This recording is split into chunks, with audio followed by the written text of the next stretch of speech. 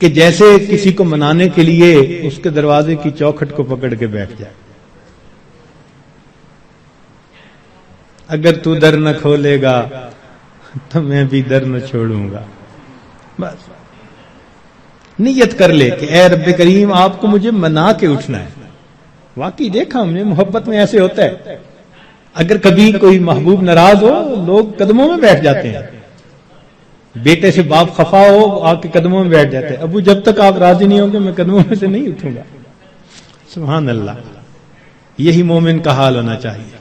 اے کریم تیرے در پر آ کر بیٹھ گئے ہیں,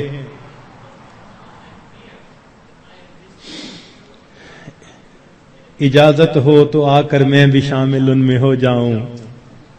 سنا ہے کل تیرے در پر ہجوم عاشقاں ہوگا.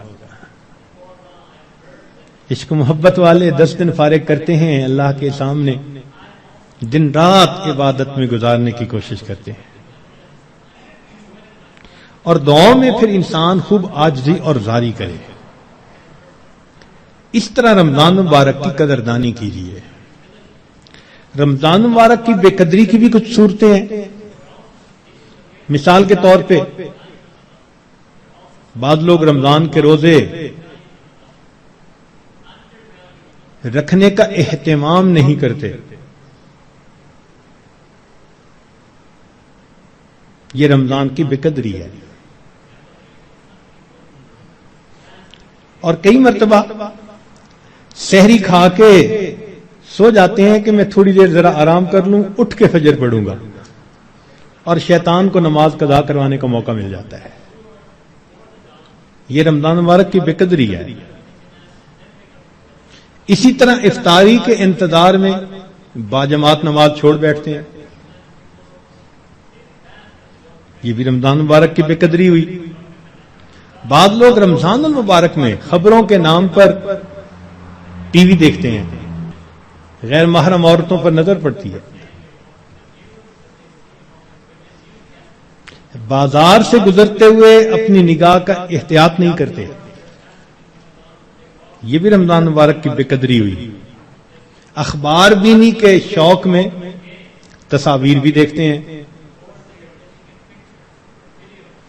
یا بعض لوگوں کو دیکھا کہ بھوک سے بچنے کے لیے یا پیاس کے احساس سے بچنے کے لیے ڈائجسٹ پڑھنا شروع کر دیتے ہیں, ناول, افسانے, کہ وقت گزر جائے.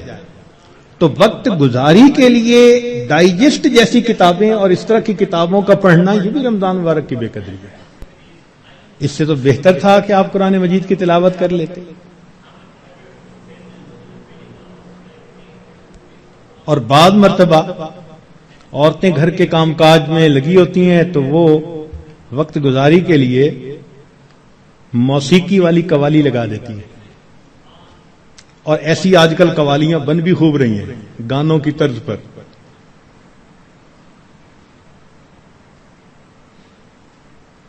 بھئی کوئی بیت الخلاء کے طرز پر مسجد بنا دے تو آپ کو خوشی ہوگی, دیکھ کے غصہ آئے گا نا. تو اگر کوئی نعت بنانی تھی تو ضروری ہے کہ گانے کی طرز پر بنانی ہوتی ہے. خدا کے بندو, تو اس قسم کی قوالیاں جن میں ساز ہو, موسیقی ہو, وہ حرام ہوتی ہیں. نبی اسلام نے ارشاد فرمایا میں آلات موسیقی کو توڑنے کے لیے مبعوث ہوا ہوں, اس لیے اس سے 100% پرہیز کرنا چاہیے. بعض نوجوان وقت گزارنے کے لیے انٹرنیٹ پہ بیٹھ جاتے ہیں, اور جو دنیا بلا کا گند ہے وہ انٹرنیٹ کے اندر موجود ہوتا ہے. یہ بھی رمضان مبارک کی بے قدری ہوئی.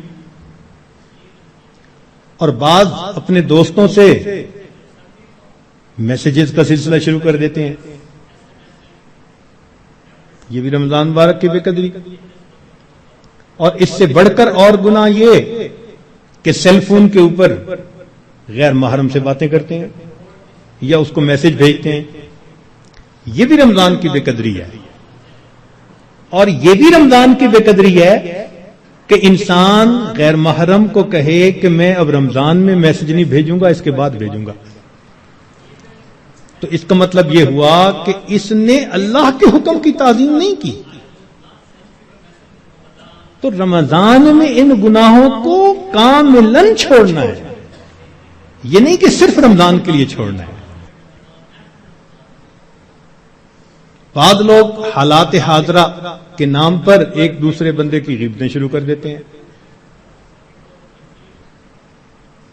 بعض لوگ رمضان میں یہ کہنے میں بڑا خوشی محسوس کرتے ہیں آج روزہ بڑا لگ رہا ہے۔ بھائی صبر کیجئے، صبر کا مہینہ ہے، اور روزہ لگا بھی تو کتنے گھنٹے کی بات ہے، چند گھنٹے کی بات ہے، مگر وہ اس کو ایک ٹاپک بنا لیتے ہیں۔ ہر آنے والے کو بس میں اٹھ نہ سکا اور تھوڑا وقت تھا، پانی نہ پی سکا اور کھانا نہ کھا سکا، ایسے لگتا ہے جیسے روزے کا ماتم کر رہے ہو بیٹھے ہوئے۔ یہ بھی رمضان کی بے قدری ہے۔ رمضان مبارک میں جو آدمی اللہ رب العزت کے قرب کے لیے کوششیں کرے گا، یقیناً اللہ رب العزت اس کے گناہوں کو معاف فرمائیں گے اور اسے اپنا قرب عطا فرمائیں گے۔